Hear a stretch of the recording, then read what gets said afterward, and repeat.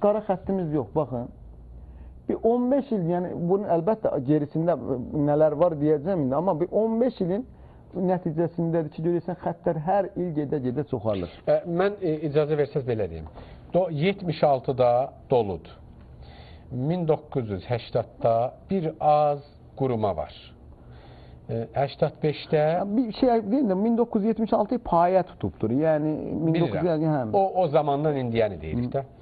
1985-də bu 80 ildəkindən biraz daha çox su var. Səbəbi nədir? Dedi ki, gölün məsahəti dəyişir. Bu il quraqlıq geçmiş, təbiət bu arada biraz su gəlir. Təvazununu qoruyur da. Bir gün, bir il az geçər, öbürü il neyini, öbürü il qayıdır, çoxalır su. Çoxalır. Bəli.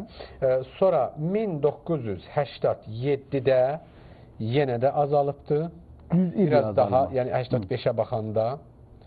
1989-da o rəqəm çoxalıb. O rəqəm hətta 1976-dan da qabağa geçib. Qabağa keçib, yaxşı. Sonra 1990-da yenə də azalıbdır. Görürsünüz, biraz azalma vardı. 90-da, 92-də azalmalar devam edibdir. 1998-də dolub. Yəni 98-də dolub o ilin ciddi mənada yağış aldığını göstərir. Amma 92-yə baxarsanız 92-də bir faciənin, yəni bir bohranın başlayacağını biz görürük. Bəli. Baxın, məsələ bu bölgədən heç quruma olmadığı üçün qurumanın artıq görürük ki, gölün bütün ətrafında başlayıbdır. Ətrafdan azalıb. Ətrafdan azalıb. Bu bir illik bir yağışdır. Bu yağışqanlıq ilidir ki, o zaman hətta hər yerdə su çoxdur. Sadəcə Urmiya, yəni dağlarda da su çoxdur. Gəlib bu basıbdır. Əgər bu ikinci ildə su yağış yağmasaydı, baxın 1988-də yağış ciddi mənə 98-də yağış miqdarı çox olmasaydı 2000-dəki quruma ciddi boyutlara da olacaqdı. Amma çox yağış yağdığı üçün burada buxarlaşmanın birazını tələfi eləyibdir. Amma 2000-dən sonra, əlbəttə, 2000-ci ildən sonra əsli dərd başladı. Hər il getdikcə azalıbdır. Bu 2000-ci il nədən mühümdür? Çünki bir çox vurulan səddilər o zaman başlayıb suyu saxlamağa. Əlbəttə, bu səddilər, yəni səddlərin bu 2000-in əslində dərdini 2000-dən deyil də biraz da qabaqdan tutmamız lazım. Çünki o səddlər vurulubdur, o səddlərin təsisatı çoxalıbdır. Bəzisinin çox su tutmaq üçün irtifasını yüksəldiblər. Fərqli sədd inşalar qoymuşlar bura. Bu sədd inşalarına görə də bunlar 2000-də artıq nə olubdur? Buradan gələn sular, deyəlim ki, məsələn, bu suyun qabağına bənd vurublar, öbürü suyun dan gəlir. Onların hamısını demək tutublar, yəni. Yəni, bu mənada deyil ki, yəni, istəyirəm bunu deyəm ki, 1990-da bohran yox idi. 1990-da da bohran vardı, amma ayrı dərə qolları suyu təmin edə bilirdilər. 2000 niyə bariz bir şəkildə görsənin, artıq gələn damarların hamısının qurudulmağa, yönetim tərəfindən qurudulmağa başladığı ildir. Ona görə açıq bir şəkildə görsənir.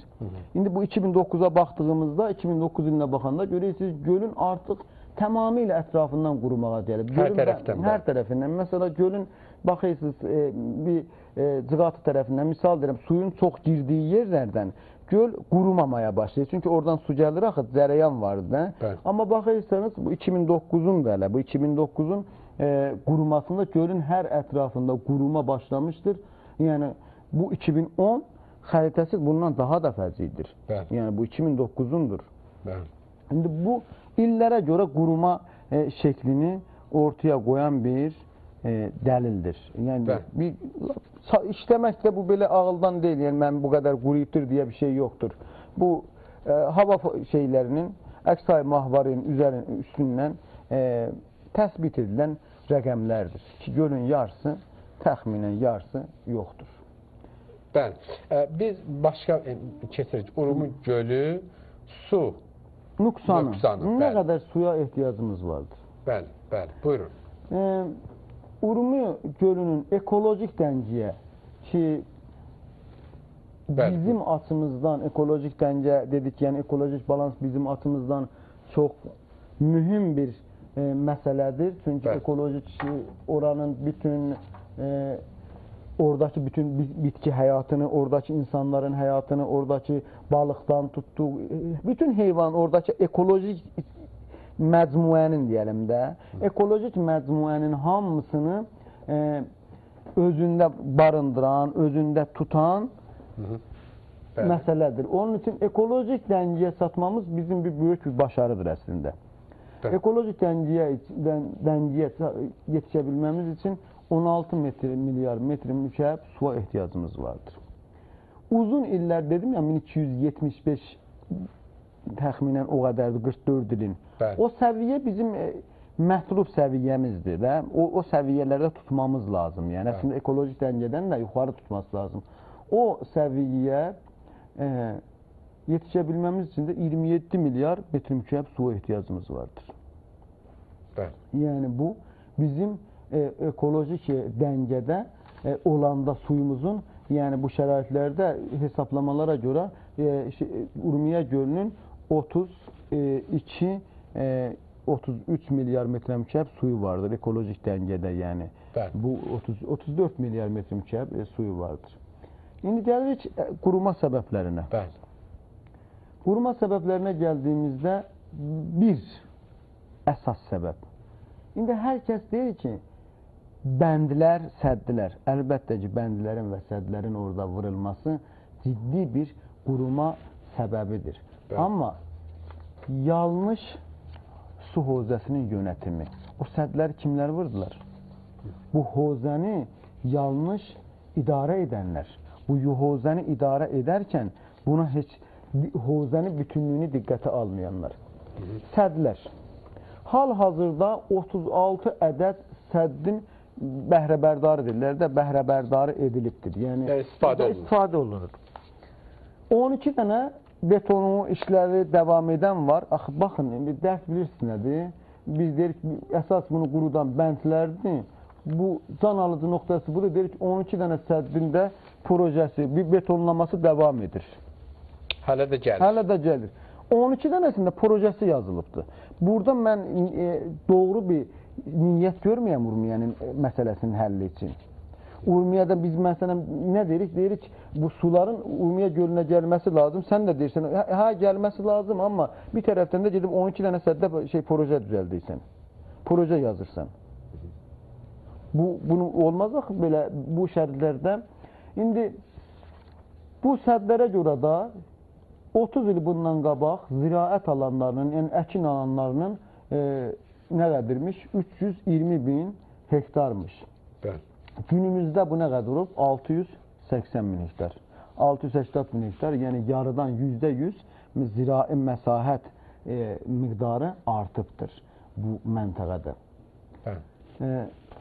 Digər gəlir, bu faktorlar başdan önəminə görə, əhəmiyyətinə görə sıralanmışdır. Yəni, elə beləsinə rast gələ deyil. Yəni, demək ki, birinci səbəb ərazini, oradakı su hozəni qələt idarə edirsən, qələt idarə edildiyin üçün gətirib dalbadala heç bir şeyi hesablamadan, Urmiyə gölünü görməzdən gələrək fərqli səddlər inşa edirsən, projelər qoyursan, bu projelərə görə ziraət alanları, əkin alanlarını genişlətirsən, çoxaldırsan, ərazinin orada yanlış istifadə edirsən. Bir çox yerində tərviz yapılmadan, oradakı yaşayan insanlara gərəkən tərvizi, amuzəşi vermədən bəzi zirai fəaliyyətlər olur, bəzi, məsələn, bunu deyim, şeybli yerlərdə də, eybli yerlərdə dərin və ya dərin quyuların qazılması. Bu, Urmiyə gölünün əsas sıxıntılarından da biri budur. Urmiyə gölünün ətrafında bir çox çahı əmiq dediyimiz və ya nimi əmiq quyular vardılar. Bu çahı, nimi əmiq və əmiq 10 min dənə bu şeyin rəqəmidir. Sazman-ı Muhit-i Azərbaycan Qərbinin Mudir Kolunun bildiyim qədər xəbəridir. 8500 dənə sadəcə qaçaq quyu olduğunu söyləyir. Qaçaq quyu olduğunu 10 minlə sadəcə Urmiyənin sınırların içərisində alan yerdə, bilirsiniz də, Urmiyə gölü 3 dənə ilin içərisində yer tapır. Uçustanın yerində Azərbaycan şərqi, Azərbaycan qərbi Kürdistan. Bir də cəmiyyətin artışı, burada bu normal olaraq cəmiyyət artır, cəmiyyət artdıqca cəmiyyətin suya olan ehtiyacı artır. Baxarsınız, ən sonunda mən bir də nəyi yazıram? Quraqlığı. Quraqlıq artmasına bir faktor, qurumasına bir faktor ola bilir, amma əsas nədən deyildir? Niyə önəminə görə yer alır orada? Quraqlıq deyir ki, təbiət öz dəngəsini qurur. Baxdıq, biz o fotoğraflarımızda da göstərdik. Bir il azalar, bir il çoxalar və ona görə də özünün bir təvazunu olar da, özünü saxlar, amma hey azalmaz. Bəli. Quraqlığın 2 il təsiri ola bilər, 2 ildən də sonra o zaman da yağışqanlığın niyə təsirini yazmırsan? Yağışqanlıq olanda da çox gəlir su axı. Bəli. Yəni, yağışqanlıq illərlə, quraqlıq illər bir-birinə qabaq-qabağa gəlir, bir-birini həll elərlər. Onun üçün də axır bir səbəb olaraq göstərdik bu quraqlıq məsələsini, amma bir faktordur o da, yəni. Yəni, mümkün olsa elə burada biz duraq. Mən belə bu məsələni biraz açıq danışaq da. Qurumanın səbəbləri bizim əsas dərdimizdir. Əlbəttə. Yəni, bir var dərdin o deyir səbəbi, bir də dərdin çarəsi. Hələ biz səbəbindən tutaq. Birinci amil qoyubsuz yönetim veya idarə etmək. Bu hovzəni dediniz ki, su səddi vurmaqla göl qurumaz əslində. Əlbəttə. Əgər düzgün idarə olunursa. Məsələn, dediniz 36 dənə səddi vurublar. İndi bunun biz atalar demişkən az idi, sanki qurt nə deyir? Az idi arı vuruq, bir də gəldi dabanı cırıq. Dabanı cırıq. Yəni, bunlar hələ bu səddilərə devam edirlər. Əlbəttə. Necə ola bilər ki, həm səddi vursunlar, həm də su qurumasın? Amma siz deyirsiniz ki, səddilən qurumur. Baxın, indi türkçə deyəcəm, indi sonra soydaşlarımız anlaya biləcəyi şəkildə açıqlamaya çalışacağım. Bütüncül, buna türkçə şeyində bütüncül havza yönətimi deyirik. Yəni, su hovzəsinin bir bütününü nəzərdə alaraq idarə etmək. Bütününü nəzərdə alaraq proje gəlişdirmək. Yəni, sən bir sədd inşa etdiyində, bu səddin suyunu, bütüncül budur. Bax, bu səddin suyunu çox belə şey deyirəm, necə istifadə edəcəm? Bu səddin suyunu harada istifadə edəcəm? İstifadə şəklim nə olacaq? Bu səddi vurulmadan qabaq hesablanması lazımdır. Sən gedərsən deyəlim ki, 1 milyar metr mükəblik bir sədd vurarsan. Bu səddən vurmadan qabaq da sədd bir ildə bitmir axı. Bilirsiniz, sədd çəkər 3 il, 4 il. Bu 4 il içərisində də sən gedirsən, oradakı bu səddi su vurursan, buradakı səddlərin sularının %90'ı zirai fəaliyyət üçün istifadə edir. Sən gedərsən, zirai fəaliyyət eləyən insanlara oradakı sudan necə istifadə eləyəcəyini tozih verirsən. Bunlar hər yerdə devlətin işidir, devlət gedər, müraciət elər, bu sunu belə istifadə edəcəksən, burada nə əkəcəksən, nə əkərsən, bu qədər sudun olar. Bunları sən vermədən sadəcə sədd verirsən,